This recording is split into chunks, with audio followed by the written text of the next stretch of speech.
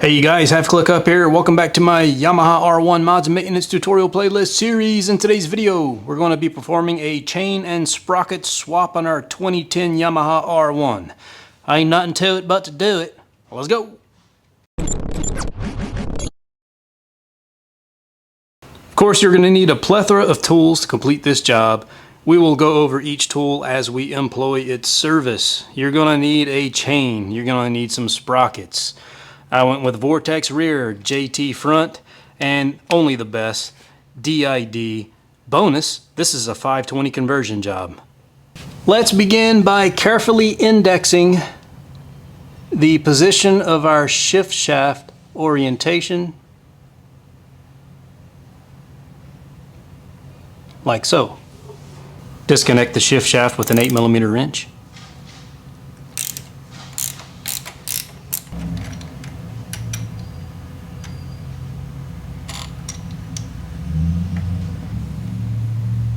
Remove the front sprocket cover with a 5mm hex. To get to the third 5mm, you want to pull your breather hoses up and out of the way.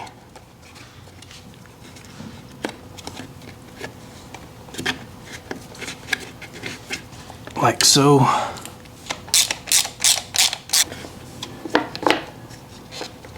Pull your cover out of there. Tuck your breather hoses up out of the way.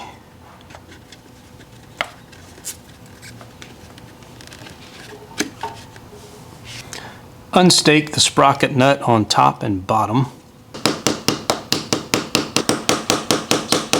If you don't have impact tools, there's a couple of different ways you can loosen this nut.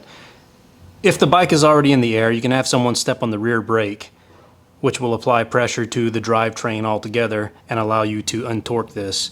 Alternatively, before you even put the bike on a rear stand, you can use the weight of the bike loading the drivetrain in order to loosen this nut.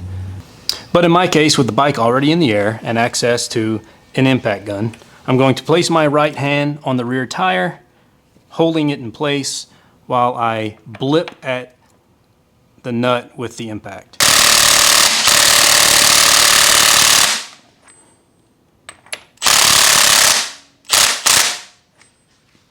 And so now with the sprocket nut loosened, I won't have to fight with it later when this gear is free, just a free spin when the chain is off of it.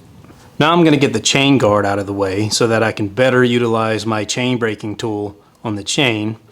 To do that, it's a 5mm bolt back here, a 4mm here, and a sort of hidden 4mm behind the rear set that you can't get a socket in there because it's too tight. So I'm going to employ a standard Allen key 4mm with some vice grips to act as a screwdriver of sorts, because I don't have any T-handles. But you work with what you got. There is a little washer on there to be mindful of. Don't lose that. Kind of a spacer guy too, see there? Don't mind my rear fender being cracked. I was broadsided by an SUV once upon a time, and these rear tire huggers are on back order. With that being said, it appears as though I did not need to loosen this one because the whole thing will just come away since it's broken. That's fine. And then the 5mm back here.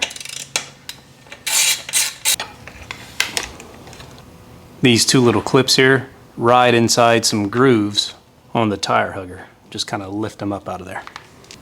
Now to make it easier on my chain tool, I always grind down one of the rivet heads so that it's easier to press through.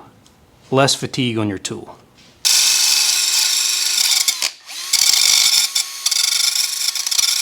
My chain braking tool of choice is the PBR tool from Motion Pro. Fantastic piece of equipment. Been using this thing for years.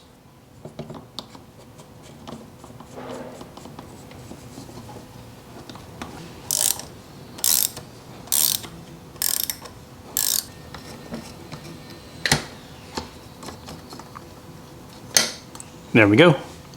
Chain is broken.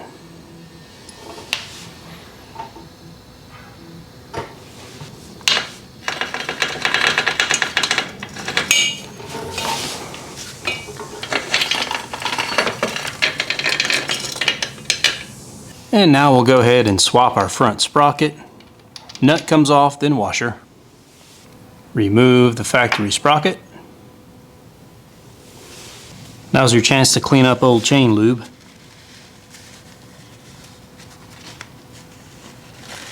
On the 520 conversion, bulging side goes out, flat side goes towards engine. Also, lettering goes out.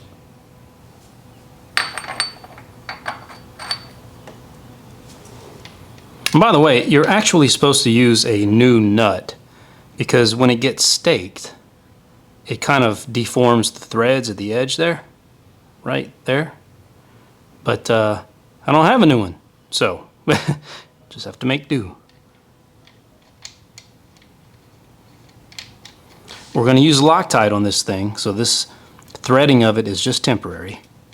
Okay, and so since we're installing a new rear sprocket, the rear wheel has to come off.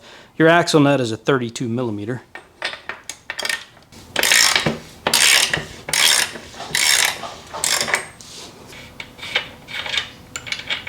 Mind your washer. Alright, now a rubber mallet's going to go a long way. I like to stick my feet under the tire on each side, inside the rear stand, to hold the tire in position so that there's no tension put on the axle as it's trying to come out. Just makes it go smoother. Now from the other side, just pull the axle out.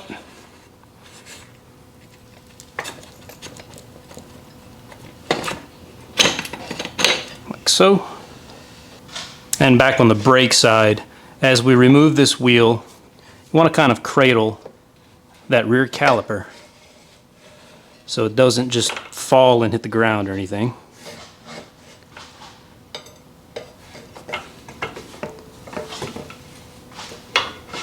Kind of pick it up out of your way. Just set it down gently and remove your rear wheel. Rear sprocket nuts are a 17 millimeter.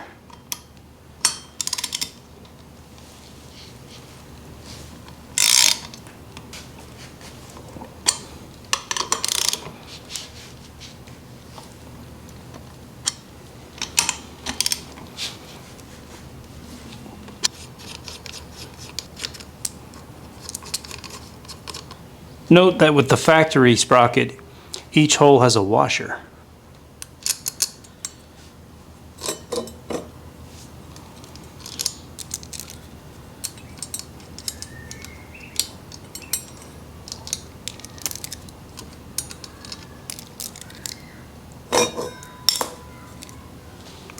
Alright, our new 520 conversion rear sprocket.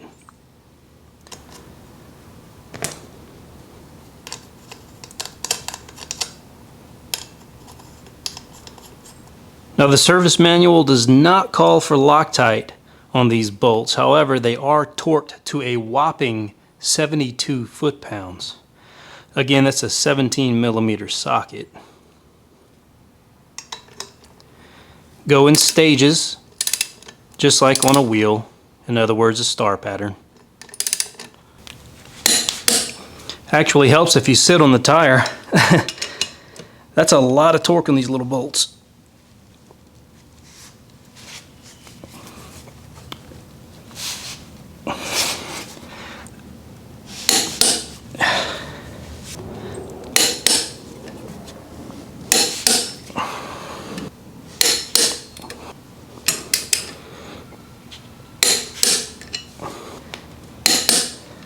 Now when reinstalling the rear wheel, remember it's just about being cognizant of this rear brake caliper. You want to integrate it with your effort of installation, if that makes sense, which involves getting it all in the groove. There's a channel on the inside of the swing arm. Again, using our feet to lift and sort of cradle all at the same time.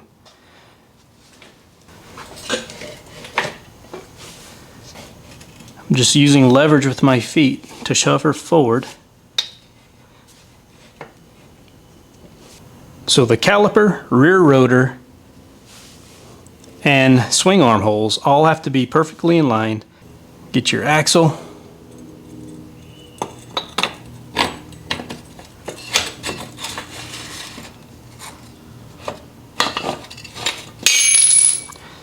That was the sound of the adjustment guide falling on the other side. It's fine, just put it back in there. It's just a plate that floats. You can get your rubber mallet.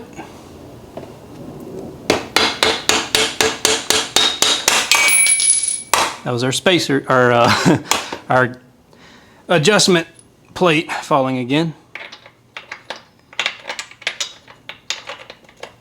The wheel's in there. Show you up close what we're dealing with. Right, so you see how there are these cuts on each side of the axle. The flat part of that cut rides against the flat part of the adjustment plate. It's all scooted just completely forward to our previous chain adjustment spot. Coming back on the other side, this is the adjustment plate that kept getting knocked out, and that's because the axle just pushed it out. Just place it back in there. And there you go. Now with our wheel completely shoved forward to where the adjustment blocks are contacting the existing adjustment points of our chain slack, go ahead and reinstall the washer and the axle nut. We are not going to torque it at this time because we still need to adjust the chain when we install the new one on there. About like that. She can still move around. Give it a tug and test it. There you go. Alright, with the new chain installation, first things first, prepare your new master link. Chain comes with some grease. Tear that open. Take an X-ring. Lather it in grease. Place it on the master link. Do the same thing for the second one. Place the second one on the master link. You want to run your new chain.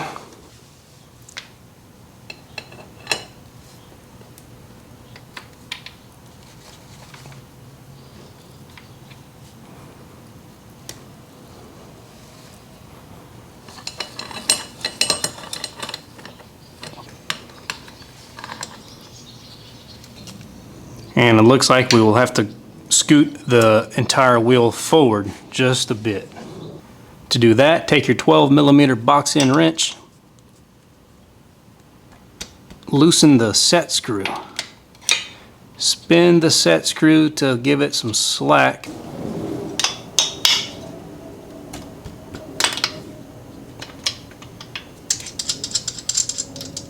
Now you can spin your adjuster in by hand on both sides, and now you can see the gap that's been created for the wheel to go forward. So push the wheel forward, and suddenly they meet. Take your master link, push it through the hole on each link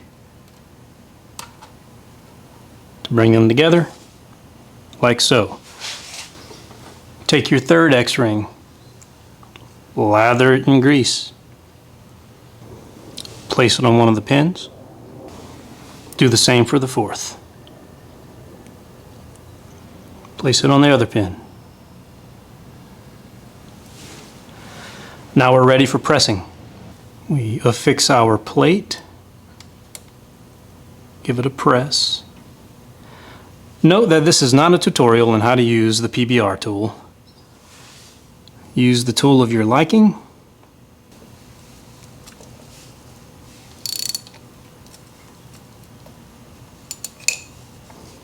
But the trick with any of these tools is to take your time and go incrementally, because you do not want to over tighten the plate. Alright, That's attempt number 2. We'll have a look-see. There is a like 1 millimeter specification in the service manual, which happens to coincide with roughly the gap that you observe in the factory links. And so I always just try to mimic that. And we are pretty close right now. It needs just a smidge more to match the other links.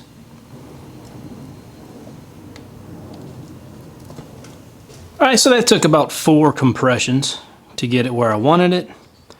Switched our chain tool to rivet mode. This is the part that requires the most patience because it takes a while to flare these guys to the required roughly 6 millimeter width. And I always employ a breaker bar to get this done.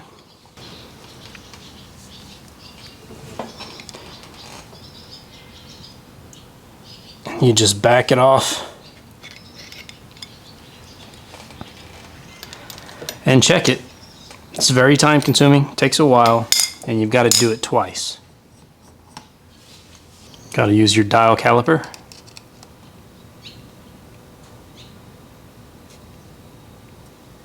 We are at 5.2, we got to get to 6, 5.24, 5.32. All right, again, the specified flare diameter in the service manual is 5.7 to 6 millimeters. We are now at 5.75. I'm going to call that good, boys. All right, fast forward to the second one. Got 5.88. So both of them are between 5.7 and 6.0. Perfect.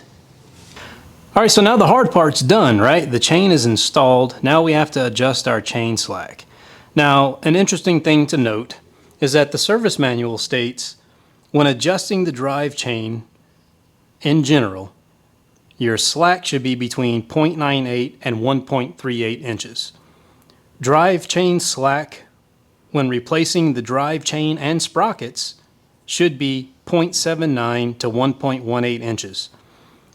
So it seems to me, all right, old setup 0.98 to 1.38, new setup 0.79 to 1.18. It seems to me that the happy difference in between is 1 inch. So we're going to shoot for a chain slack of 1 inch. We're going to start by just pulling on our rear wheel, taking the majority of it out. Now we can back this adjuster out until it contacts right there. Do the same on the other side till it contacts the adjustment plate. All right, and now this slack, whatever this is, which we know it's tight, is set. Just give it a wiggle and see. You know, that's probably pretty close. Now I don't have any kind of fancy chain slack tool, so we will employ the good old-fashioned tape measure check. So let's put it at 1 inch-ish, about right there. Lock that in place, and we're looking for a maximum of 1 inch deflection. See, so that's more than we want. That's like 1.25 maybe. Let's bring it in, and to do that we're going to employ our 12 millimeter. A little bit goes a long way. Match the same movements on the other side, and we'll use the alignment marks here in a minute to actually fine-tune this. So somewhere around there, let's see what we got. That's probably where we want it. That's about 1 inch of deflection. All right, so focusing on the process of fine-tuning, there's multiple tick marks here. There's matching tick marks on the other side. So what we want to do is count them and make sure that they are the same on the brake side as they are on the drive side. So they're big, little, they alternate that way. So we have 1 big, 2 big, 3 big, 4 big. It is right on the number 5 big tick mark. Let's verify that on the other side. I've got 1, 2, 3. All right, it's on number 4. So it actually needs to go in a big tick mark's worth of width, if that makes sense. We want it to be on number 5. Shine some light on the situation. A little bit more, not much. Right there. Now we can see all of number 5. A little dusty in there, but we are there. So the wheel is in alignment. 5 on this side and 5 marks on the other. Okay, so with our chain slack set, the adjustment marks on both sides where we want them, perfectly even. We can tighten the axle.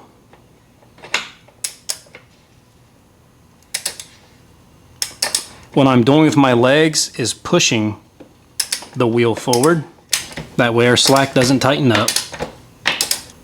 Now is a good time to double check our chain slack since we've applied tension to the axle bolt or the axle nut. Yeah, we're still good. Your torque spec is 110 foot-pounds.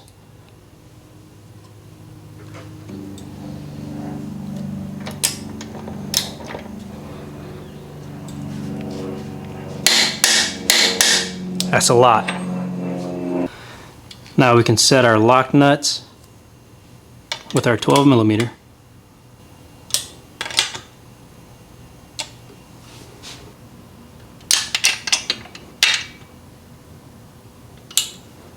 And just like that, our 520 chain conversion is complete. Now don't forget, we need to Loctite and torque our front sprocket nut to spec. It's going to be 61 foot-pounds. What I'm going to do is just back it out almost all the way. And I'm going to put that Loctite on those threads. Like so. Alright, now I'm going to sit on the bike and hold the rear brake and try to employ the method used by mechanics for decades to achieve this torque. This can't be easy.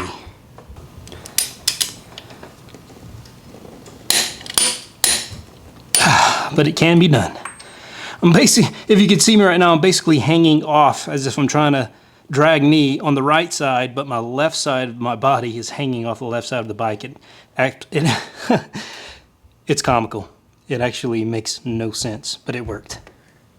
Alright, so with the front sprocket torqued to 61 foot-pounds, now we have to stake the top and bottom.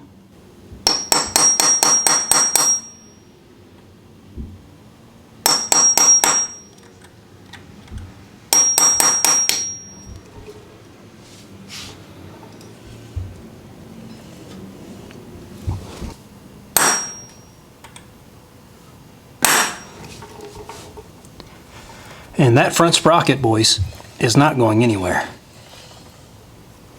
And we can go ahead and give her some old Motul chain lube while we're here.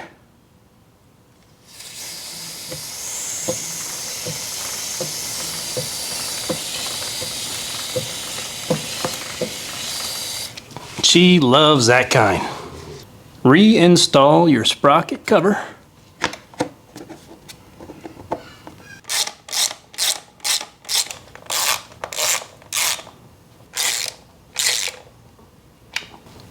Don't forget to reroute your breather hoses.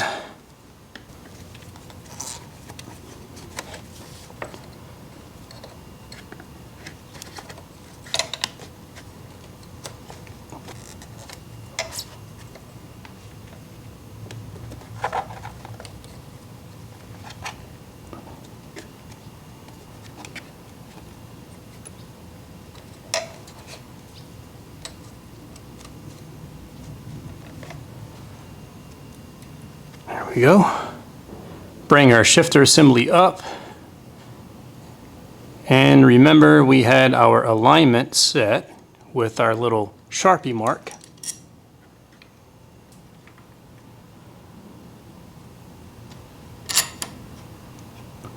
Right there.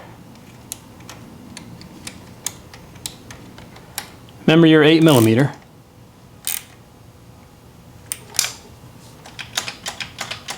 Perfect. Final step is the reinstallation of our chain guard.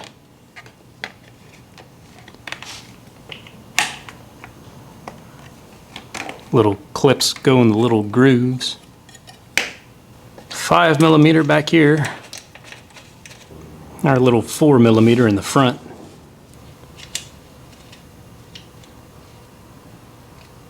Let's take a step back and look at our handiwork. Just like that, our chain and sprocket swap is complete on our 2010 Yamaha R1. Not only that, it's a 520 conversion kit. And man, is that DID chain pretty in that gold finish. You can see the substantial difference in width between a 520 chain and a 530 chain. And by the way, this is the ERV7 chain, rated for 1000 cc and is used in MotoGP and Moto America. Anyways guys, this job is complete. This bike is ready for Circuit of the Americas. If you have any questions, drop a comment down below. Smash the like button, subscribe if you haven't already. But as always, this has been me, and that has been you. It's Half Click Up. I'll catch you guys in the next one. Peace. Goodbye.